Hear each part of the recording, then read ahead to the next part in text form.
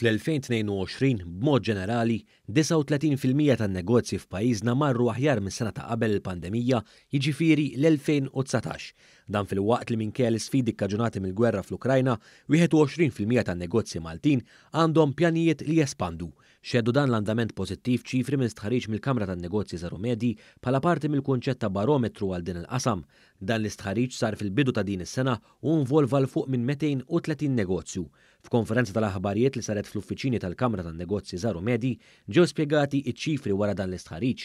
Fost oħrajn ħareġ kif id-dħul tan-negozji fl-2022 meta mqabbel mas-sena ta' qabel kien wieħed pożittiv. Fil-fatt, id-dħul għan-negozji żdied b'10% għal 24% tan-negozji fil-waqt li żdied b'20% għal 20% tan-negozji li ħadu sehem f'dan l-istħarriġ meta kkumparat mas-sena ta' qabel.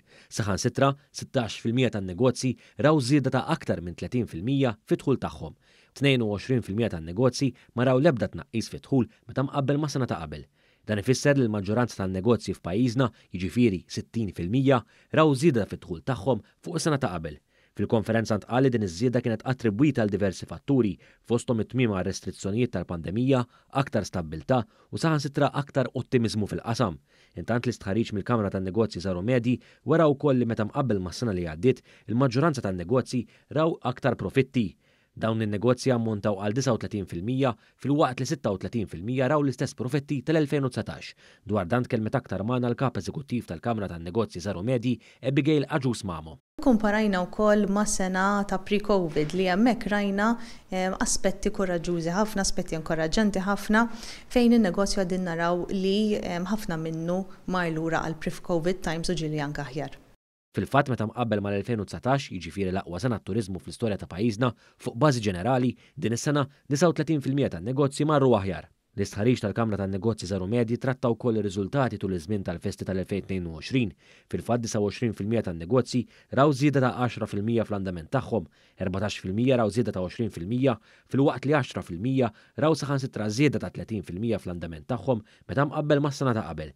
23% tan-negozji raw l-istess andament tal-istess perjodu fl-2021.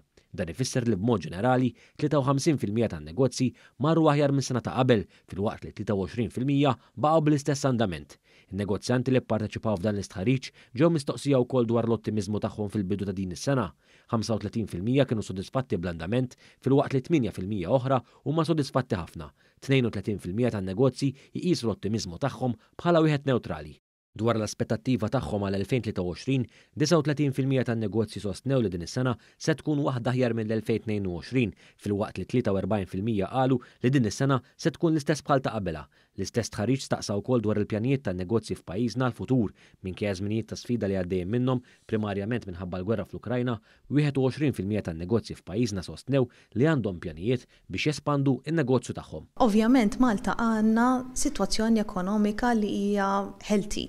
Hija b'saħħitha anke meta tara li pajjiżi oħra qegħdin f'riċessjoni jew inkella anke pajjiżi li huma qrib tagħna, Malta maħna bl-ebda mod viċin hemmhekk, jiġifieri dak jagħmilek kuraġġ u tkun tista' tinvesti. Ovvjament tkun ħafna iktar b'saħħitha kieku ovvjament dan l-instabilità li għandna b'mod globali ikun hemm daqsxejn iktar stabbiltà.